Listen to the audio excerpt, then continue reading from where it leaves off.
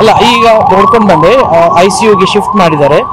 ವೈದ್ಯರು ಹೇಳಿದ ಪ್ರಕಾರ she is completely all right ಅಂತ ಹೇಳಿದ್ರು. ಆಮೇಲೆ ನಾನು ಹೋಗಿ ಮಾತಾಡಿದಾಗ ಅವರು ನನ್ನನ್ನು ಗುರುತಿಸಿದ್ರು, ಮಾತಾಡ್ಸಿದ್ರು. ಅಂದರೆ ಮಾತಾಡ್ಸಲಿಲ್ಲ, ಅವ್ರಿಗೆ ಪೈಪ್ ಇದೆಲ್ಲ ಹಾಕಿದ್ರು. But she is completely all right, she will come back normally ಅಂತ ಹೇಳಿದ್ರು.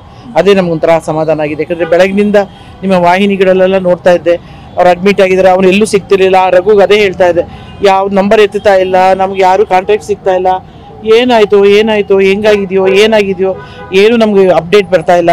ಯಾರಿಗೂ ತುಂಬ ಜನಕ್ಕೆ ಅವ್ರು ಎಲ್ಲಿದ್ದಾರೆ, ಯಾವ ಹಾಸ್ಪಿಟ್ಲ್ ಅಂತ ಗೊತ್ತಿಲ್ಲ. ಸೊ ಈ ಹುಡುಕಾಟದಲ್ಲೇ ಇದ್ವಿ. ಕೊನೆಗೆ ಶಶಿಕಲಾ ಅವರಿಂದ ನನಗೆ ಗೊತ್ತಾಯಿತು.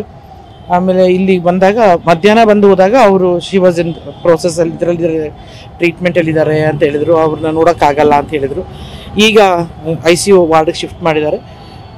ಡಾಕ್ಟ್ರ್ ಹೇಳಿದ ಪ್ರಕಾರ ನಮ್ಗೆ ಭಾಳ ಸಮಾಧಾನ ಆಯಿತು. She is completely all right, she'll come back normally ಅಂದರು. ಸಾಕು, ಸಕ್ಸಸ್ ಆಗಿದೆ. ಅದಾದರೆ ಅವ್ರ ಮಗ ಒಬ್ಬ ಗೊತ್ತು, ಅವ್ನು ಬರ್ತಿದ್ದಾನೆ, ಇನ್ನೇನು ರೀಚ್ ಆಗ್ತಾನೆ, ಪುರೋಹಿತ್. ನಮಗೆ ಕಂಪ್ಲೀಟ್ಲಿ ಆಲ್ ರೈಟ್ ಅನ್ನೋದೊಂದೇ ಅಷ್ಟೇ ನಮ್ಗೆ ಒಂದು ಸಂತೋಷ ಕೊಟ್ಟಿರೋದು.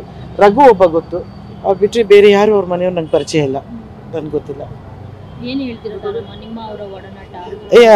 ಹೇಮಮ್ಮ ಶಿ ಈಸ್ ಆಲ್ವೇಸ್ ಒಂಥರ ನಮಗೆಲ್ಲ ತುಂಬ ಅಂದರೆ ಎನ್ಕರೇಜ್ ಮಾಡೋದಾಗಲಿ, ನಮಗೆ ಸಪೋರ್ಟ್ ಮಾಡೋದಾಗಲಿ. ಅಥವಾ ಮೊನ್ನೆನೂ ಕೂಡ ಲೀಲಮ್ಮ ಅವರ ನೋಡೋಕೆ ಬಂದಾಗಲೂ ಅವರನ್ನು ಅನಂತಣ್ಣ ಕರ್ಕೊಂಡು ಬರ್ತಾಯಿದ್ರು ಹುಷಾರಾಗಿ. ನಾನು ಅಫ್ಕೋರ್ಸ್ ನಿಮ್ಗೆ ಹತ್ರ ಎಲ್ಲ ಮಾತಾಡ್ತಿದ್ದೆ, ಅವ್ರ ಹತ್ರ ಮಾತಾಡೋಕ್ಕಾಗಲಿಲ್ಲ. ಮನೆಗೆ ಹೋಗಿದ ತಕ್ಷಣ ಫೋನ್ ಮಾಡಿದ್ರು. ನಾನು ಅಂದೆ, ಅಮ್ಮ ನೀನು ಯಾಕೆ ಹುಷಾರಿಲ್ವಾ, ನಿನ್ಗೆ ಒಂಥರ ಇದ್ದೆ ಅಂದರೆ, ಇಲ್ಲ ನನ್ನ ಮಗನ ಜೊತೆ ಇಷ್ಟು ದಿನ ಇದ್ದೆ ನಾನು ಅಲ್ಲಿ, ಅವನ ಜೊತೆಗೆ ಕಳೆದು ಬಂದೆ, ಅದಕ್ಕೋಸ್ಕರ ಸ್ವಲ್ಪ ಸುಸ್ತಾಗಿತ್ತು ಅಷ್ಟೇ ಅಂದರು. ಬಟ್ ಏನೂ ಆಗಲ್ಲಪ್ಪ, ಚೆನ್ನಾಗಿದ್ದಾರೆ ಅನ್ನೋದೇ ಸಮಾಧಾನ.